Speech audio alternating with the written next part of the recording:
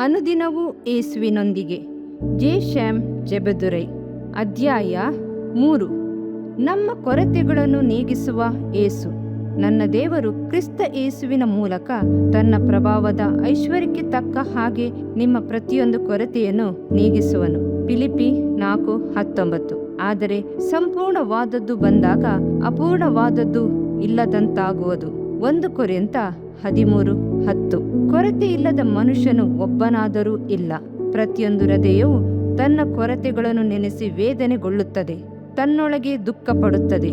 ಕೊರತೆಯಿಂದ ಬಾಳುತ್ತಿರುವ ಜನರಿಗೆ ಜ್ಞಾನಿಗಳು ಕೊಡುವ ಆದರಣೆಯು 2 ವಿಧವಾಗಿದೆ.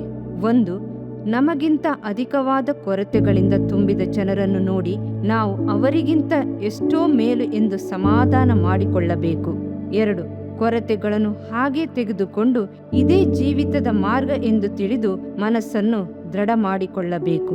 ಈ ರೀತಿ ತತ್ವಜ್ಞಾನಿಗಳ ಆಲೋಚನೆಗಳನ್ನು, ವಿದ್ವಾಂಸಗಳ ಬುದ್ಧಿಮತಿಗಳನ್ನು ಒಂದು ಕಡೆ ತಳ್ಳಿಬಿಟ್ಟು ಯೇಸು ಕ್ರಿಸ್ತನನ್ನು ದೃಷ್ಟಿಸಿ ನೋಡೋಣ. ಆತನು ಮಾಡಿದ ಕಾರ್ಯಗಳನ್ನೆಲ್ಲ ಒಂದೊಂದಾಗಿ ಧ್ಯಾನಿಸಿ ನೋಡೋಣ. ಆತನು ಮಾಡಿದ ಅತಿಶಯವಾದ ಕಾರ್ಯಗಳನ್ನು ಸ್ತುತಿಯಿಂದ ಸ್ಮರಿಸೋಣ. ಆಹಾ, ಆತನು ನಮ್ಮ ಕೊರತೆಗಳನ್ನು ನೀಗಿಸುವ ಕರ್ತನೆಂದು ನಮ್ಮ ಹೃದಯವು ಹರ್ಷಿಸುತ್ತದೆ. ಅಂದು ಕಾನಾ ಊರಿನ ವಿವಾಹದ ಸಮಯದಲ್ಲಿ ದ್ರಾಕ್ಷಾರಸದ ಕೊರತೆಯು ಉಂಟಾಯಿತು. ಆ ಸಮಯದಲ್ಲಿ ಯೇಸು ತತ್ವವನ್ನು ಹೇಳಿ ಸಂತೈಸಲಿಲ್ಲ. ನೀರನ್ನು ದ್ರಾಕ್ಷಾರಸವನ್ನಾಗಿ ಮಾರ್ಪಡಿಸಿ ಕೊರತೆಯನ್ನು ನೀಗಿಸಿದನು. ಆ ಸಮಾರ್ಯ ಸ್ತ್ರೀಗೆ ಮನಸ್ಸಿನಲ್ಲಿ ಒಂದು ಕೊರತೆ. 5 ಮಂದಿ ಗಂಡಂದಿರು ಅವಳಿಗೆ ಇದ್ದಾಗಲೂ ಅವಳಿಗೆ ತೃಪ್ತಿ ಸಿಕ್ಕಲಿಲ್ಲ. ನಾಶವಾಗುವಂತ ಪ್ರೀತಿಗಾಗಿ ಹಾತೊರೆಯುತ್ತಿದ್ದ ಅವಳಿಗೆ ನಿತ್ಯವಾದ ಜೀವ ಜಲವನ್ನು ಕೊಟ್ಟು ಅವಳ ಕೊರತೆಯನ್ನು ನೀಗಿಸಿದನು. ಬೆಥೆಸ್ದಾ ಕೊಳದ ಬಳಿ ಒಬ್ಬ ರೋಗಿಗೆ ಆರೋಗ್ಯದ ಕೊರತೆ. 38 ವರ್ಷಗಳಿಂದ ಇದೇ ಪರಿಸ್ಥಿತಿ.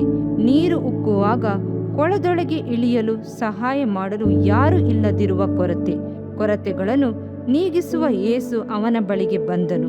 ಅವನನ್ನು ಕುರಿತು ಒಂದೇ ಒಂದು ಮಾತು ಹೇಳಿದನು: ಎದ್ದು ನಿನ್ನ ಹಾಸಿಗೆಯನ್ನು ಎತ್ತಿಕೊಂಡು ನಡೆ. ಕೂಡಲೇ ಅವನಿಗೆ ಗುಣವಾಯಿತು. ಕೊರತೆ ನೀಗಿಸಲ್ಪಟ್ಟಿತ್ತು. ನಮ್ಮ ಕೊರತೆಗಳನ್ನು ಆತನ ಮುಂದೆ ಬಿಚ್ಚಿ ಹೇಳೋಣ. ನಮ್ಮ ಕೊರತೆಗಳನ್ನು ಎಂದಿಗೂ ಆತನ ಮುಂದೆ ಮುಚ್ಚುಮರೆ ಮಾಡಬಾರದು. ಲವೋದಿಕೀಯ ಸಭೆಯನ್ನು ಕುರಿತು ಕರ್ತನು ಹೀಗೆ ಹೇಳಿದನು: ನೀನು ನಿನ್ನ ವಿಷಯದಲ್ಲಿ ನಾನು ಐಶ್ವರ್ಯವಂತನು, ಸಂಪನ್ನನು, ಒಂದರಲ್ಲಿಯೂ ಕೊರತೆ ಇಲ್ಲದವನು ಎಂದು ಹೇಳಿಕೊಳ್ಳುತ್ತಿ. ಆದುದರಿಂದ ನೀನು ಆಸಕ್ತನಾಗಿರು, ದೇವರ ಕಡೆಗೆ ತಿರುಗಿಕು. ಪ್ರಕಟಣೆ 3:17-19. ದೇವರ ಮಗುವೆ, ನಿನ್ನ ಕೊರತೆಗಳನ್ನೆಲ್ಲ ನೀಗಿಸುವ ಕೃಪೆಯುಳ್ಳ ಯೇಸು ಕ್ರಿಸ್ತನು ನಿನ್ನ ಪಕ್ಕದಲ್ಲಿಯೇ ನಿಂತಿದ್ದಾನೆ. ನೀನು ತಕ್ಕಡೆಯಲ್ಲಿ ತೂಗಲ್ಪಟ್ಟು ಕಡಿಮೆಯಾಗಿ ಕಂಡು ಬಂದಿದ್ದಿ ಎಂದು ಹೇಳಿದ ಹಾಗೆ ನಿನ್ನ ಕೊರತೆಗಳನ್ನು ನೀಗಿಸಲು ದೇವರ ಸನ್ನಿಧಾನದಲ್ಲಿ ವಿಜ್ಞಾಪಿಸಿಕೊ. 1, ಜ್ಞಾನದಲ್ಲಿ ಕೊರತೆ. ನಿಮ್ಮಲ್ಲಿ ಯಾವನಿಗಾದರೂ ಜ್ಞಾನ ಕಡಿಮೆಯಾಗಿದ್ದರೆ ಅವನು ದೇವರನ್ನು ಕೇಳಿಕೊಳ್ಳಲಿ, ಅದು ಅವನಿಗೆ ದೊರಕುವುದು. ದೇವರು ಹಂಗಿಸದೆ ಎಲ್ಲರಿಗೂ ಉದಾರ ಮನಸ್ಸಿನಿಂದ ಕೊಡುವನಾಗಿದ್ದಾನೆ. ಯಾಕೋಬ 1:5. ಜ್ಞಾನದ ಕೊರತೆಯೇ? ಕರ್ತನ ಹತ್ತಿರ ಕೇಳಿರಿ ಎಂದು ಯಾಕೋಬನು ಆಲೋಚನೆ ಹೇಳುತ್ತಾನೆ. ಜ್ಞಾನವಿಲ್ಲದೆ ಮಾತನಾಡುವ ಮಾತುಗಳಿಂದ ಎಷ್ಟು ಕುಟುಂಬಗಳು ಒಡೆದು ಹೋಗಿವೆ. ಜ್ಞಾನವಿಲ್ಲದೆ ಮಾಡುವ ಕಾರ್ಯಗಳು ಎಷ್ಟು ಸಾರಿ ಬಿದ್ದು ಹೋಗಿವೆ. ಅರಸನಾದ ಸೊಲೊಮೋನನು ಸಮುದ್ರದ ಮರಳಿನಷ್ಟು ಅಸಂಖ್ಯಾತವಾದ ಜನರನ್ನು ಆಳಲು ನನಗೆ ಜ್ಞಾನ ಬೇಕು ಎಂದು ಕರ್ತನನ್ನು ಕೇಳಲು ಕೂಡಲೇ ಅವನಿಗೆ ಜ್ಞಾನವನ್ನು ದಯಪಾಲಿಸಿದನು. ಪೇತ್ರನು, ಉಳಿದ ಶಿಷ್ಯರು ಯಾರು? ಅವಿದ್ಯಾವಂತರು. ಆದರೆ ಕರ್ತನು ತನ್ನ ಜ್ಞಾನದಿಂದ ಅವರನ್ನು ವಾಕ್ಚಾತುರ್ಯ ಉಳ್ಳವನನ್ನಾಗಿ ಮಾಡಿದನು. ಅವರ ಮಾತುಗಳನ್ನು, ಜ್ಞಾನವನ್ನು ಯಾರು ಎದುರಿಸಲಾರದೆ ಹೋದರು. ಕುರಿಗಳನ್ನು ಕಾಯುತ್ತಿದ್ದ ದಾವೀದನಿಗೆ ಕರ್ತನು ಜ್ಞಾನವನ್ನು ದಯಪಾಲಿಸಿದನು. ಸತ್ಯವೇದವು ಹೀಗೆ ಹೇಳುತ್ತದೆ: ಸೌಲನ ಸೇನಾಧಿಪತಿಗಳಲ್ಲಿ ದಾವೀದನೇ ಅಧಿಕ ಜಯಶಾಲಿಯನಾಗಿ ಬರುತ್ತಿದ್ದರಿಂದ ಅವನ ಹೆಸರು ಬಹು ಪ್ರಸಿದ್ಧವಾಯಿತು. 1 ಸಾಮುವೇಲ 18:30. ಅಲ್ಪಕಾಲವಾದರೂ ಅದನ್ನು ಮಾಡಲು ನಮಗೆ ಜ್ಞಾನವು ಅವಶ್ಯವಾಗಿದೆ. ಕ್ರಿಸ್ತನೇ ನಮಗೆ ಜ್ಞಾನ ಕೊಡುವವನು. ಆತನಲ್ಲಿ ಮನಬಿಚ್ಚಿ ಜ್ಞಾನವನ್ನು ಕೇಳಿ ಹೊಂದಿಕೊಳ್ಳೋಣ. 2, ನಂಬಿಕೆಯ ಕೊರತೆ. ನಿಮ್ಮ ಮುಖವನ್ನು ನೋಡುವುದಕ್ಕೂ ನಿಮ್ಮ ನಂಬಿಕೆಯ ಕೊರತೆಗಳು ನೀಗುವುದಕ್ಕೂ ನಮಗೆ ಅನುಕೂಲವಾಗಬೇಕೆಂದು ನಾವು ಹಗಲಿರುಳು ದೇವರನ್ನು ಅತ್ಯಂತವಾಗಿ ಬೇಡುವರಾಗಿದ್ದೇವೆ. 1 ಥೆಸಲೋನಿಕ 3:10. ಅಪೊಸ್ತಲನಾದ ಪೌಲನು ಥೆಸಲೋನಿಕದವರ ನಂಬಿಕೆಯ ಕೊರತೆಯನ್ನು ಅವರ ಮುಖಗಳಿಂದ ಕಂಡುಹಿಡಿದನು. ಆಗ ನೀವು ಶಿಕ್ಷಿತರು, ಸರ್ವ ಸುಗುಣವುಳ್ಳವರು, ಏನು ಕಡಿಮೆ ಇಲ್ಲದವರು ಆಗಿರುವಿರಿ. ಯಾಕೋಬ 1:4. ದೇವ ಮಗುವೆ, ನಿನ್ನ ನಂಬಿಕೆಯು ಕಡಿಮೆಯಾಗಿದೆಯೇ? ಕರ್ತನು ಮಾಡಿದ ಅದ್ಭುತಗಳನ್ನು ಸತ್ಯವೇದದಿಂದ ಒಂದೊಂದಾಗಿ ಓದಿ ಧ್ಯಾನಿಸು. ಆಗ ನಿನ್ನ ಹೃದಯದಲ್ಲಿ ನಂಬಿಕೆಯು ವೃದ್ಧಿಯಾಗುತ್ತದೆ. ನೀನು ಸಹ ಕರ್ತನಿಗಾಗಿ ದೊಡ್ಡ ಕಾರ್ಯಗಳನ್ನು ಮಾಡುವಿ. 3. ಸತ್ಯವಂತರ ಕೊರತೆ. ಕರ್ತನೆ, ರಕ್ಷಿಸು. ಭಕ್ತರು ಮುಗಿದು ಹೋಗಿದ್ದಾರೆ. ಜನರೊಳಗೆ ನಂಬಿಕೆ ಉಳ್ಳವರು ಕಾಣಿಸುವುದೇ ಇಲ್ಲ. ಕೀರ್ತನೆ 12:1. ಎಲ್ಲಿ ನೋಡಿದರೂ ಸತ್ಯವಿಲ್ಲ, ಎಲ್ಲಿ ನೋಡಿದರೂ ಸುಳ್ಳು, ಎಲ್ಲಿ ನೋಡಿದರೂ ಮೋಸ. ಸೊದೋಮ್ ಗೊಮೋರ ಪಟ್ಟಣಗಳಿಗಾಗಿ ಪೌಳಿಯ ಒಡಕಿನಲ್ಲಿ ನಿಂತು ಅಬ್ರಾಮನು ಪ್ರಾರ್ಥಿಸಿದನು.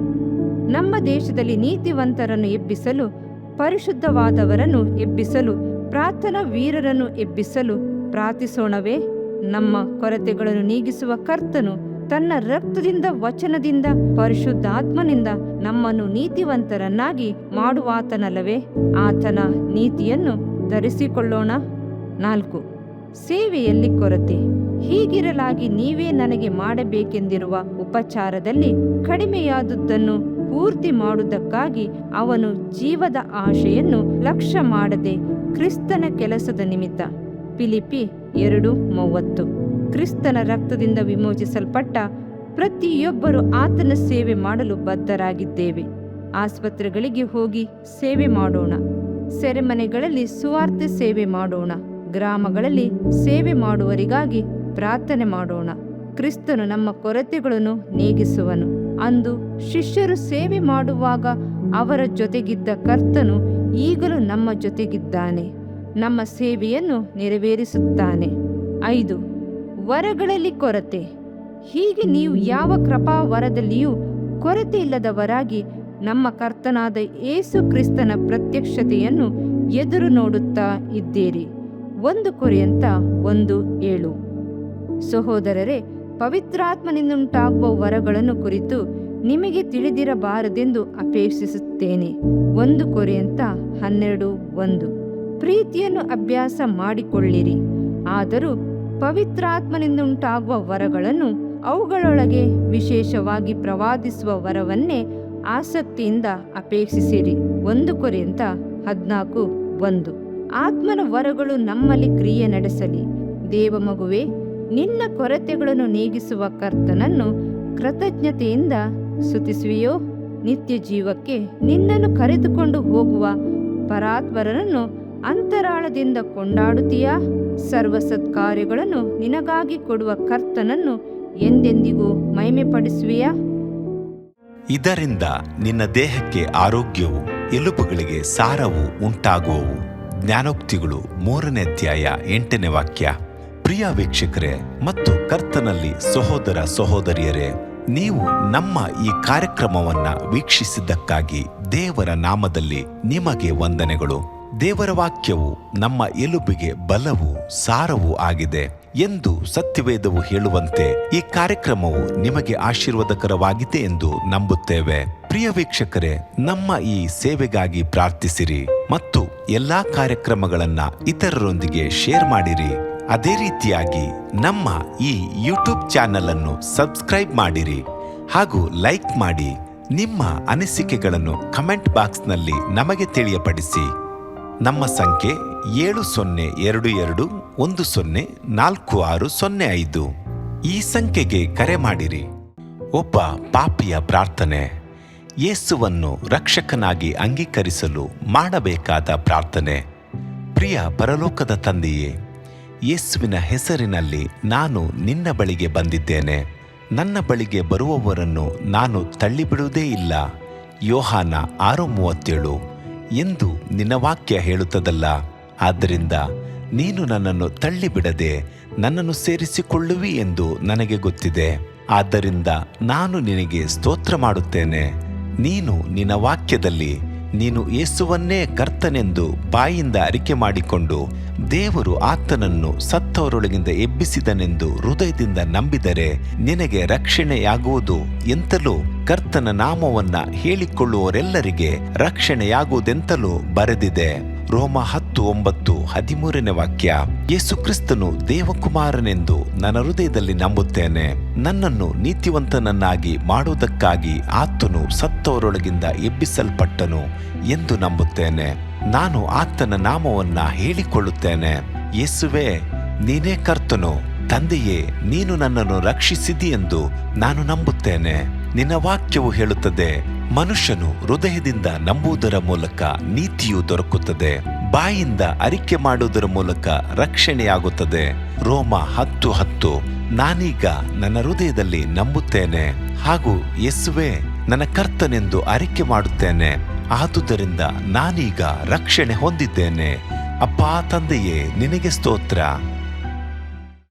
ಲೂಕನು ಬರೆದ ಸುವಾರ್ತೆ 11ನೇ ಅಧ್ಯಾಯದಲ್ಲಿ ಬರೆದಿರುವಂತೆ, ನಿಮ್ಮಲ್ಲಿ ತಂದೆಯಾದವನು ಮೀನನ್ನು ಕೇಳುವ ಮಗನಿಗೆ ಮೀನು ಕೊಡದೆ ಹಾವನ್ನು ಕೊಡುವನೆ? ಅಥವಾ ತತ್ತಿಯನ್ನು ಕೇಳಿದರೆ ಚೇಳನ್ನು ಕೊಡುವನೆ?